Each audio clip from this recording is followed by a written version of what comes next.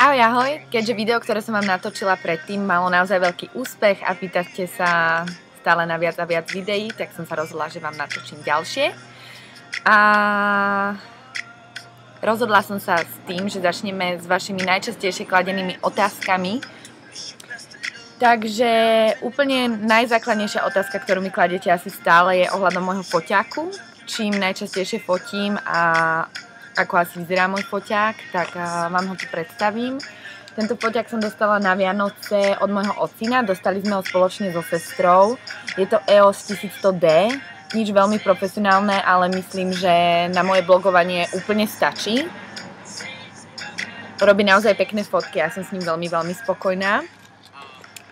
A samozrejme fotím veľmi často iPhoneom, pretože nie stále si beriem túto veľkú opachu so mnou. Takže iPhone je pre mňa veľká záchrana. Pýtate sa, aké aplikácie používam, tak vám hneď poviem, ktoré sú to. Veľmi často používam aplikáciu nazvanú Hipstamatic. Neviem, či ju uvidíte, ale nachádza sa tu.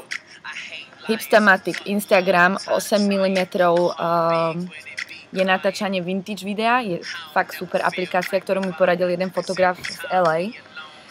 A fotky veľmi často upravujem v HDR foto. HDR foto. Neviem, či ste to dobre videli.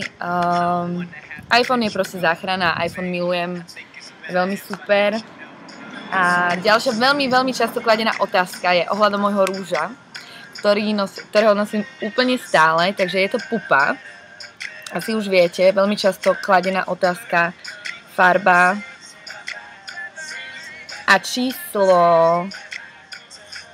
Divas Rouge 19.